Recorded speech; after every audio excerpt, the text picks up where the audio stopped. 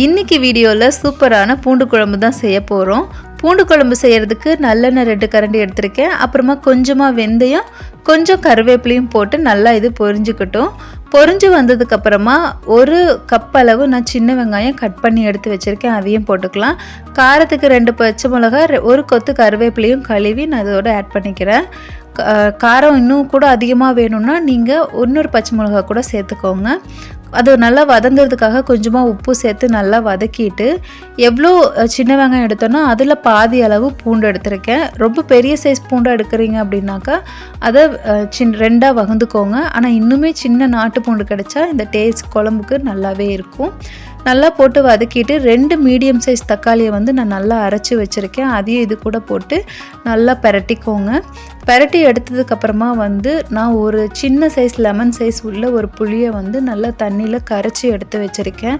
அந்த புளி தண்ணியும் இந்த ஸ்டேஜ்லேயே இதை ஆட் பண்ணிக்கலாம்.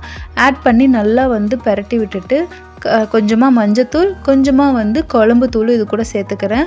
குழம்பு தூள் இல்லைன்னா நீங்கள் சாம்பார் தூள் கூட சேர்த்துக்கலாம். ரொம்பவுமே நல்லாயிருக்கும். நல்லா பெரட்டி விட்டுட்டு ஒரு 5 மினிட்ஸ் தேவையான அளவு தண்ணியும் சேர்த்து க்ளோஸ் பண்ணி வச்சுருங்க. இந்த குழம்பு யாரெல்லாம் ஃபீட் பண்ணுறீங்களோ அவங்களும் இதே மாதிரி ட்ரை பண்ணுங்கள். ஆனால் புளியை அவாய்ட் பண்ணிவிட்டு இன்னும் 1 தக்காளி சேர்த்துக்கோங்க. அதே அளவு புளிப்பு உங்களுக்கு இருக்கும். ஆட் பண்ணிவிட்டு ஒரு 5 மினிட்ஸ் கழித்து நீங்கள் ஓப்பன் பண்ணி பார்த்தீங்க அப்படின்னா நல்ல ஒரு திக் கன்சிஸ்டன்சியில் உங்களுக்கு பூண்டு குழம்பு ரெடியாக இருக்கும். இந்த பூண்டு குழம்பு நீங்கள் ரெகுலராக நம்ம சாதத்துக்கு, சூடான சாதத்துக்கும் ரொம்ப சூப்பராக இருக்கும்.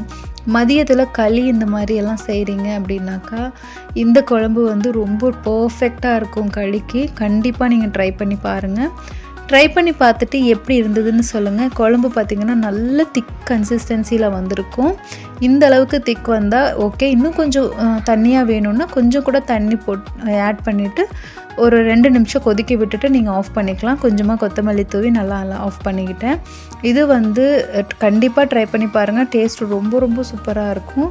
அப்படியே நம்ம சேனலையும் சப்ஸ்கிரைப் பண்ணிக்கோங்க. எப்படி இருந்ததுன்னு கமெண்ட் பாக்ஸில் சொல்லுங்கள். தேங்க்யூ.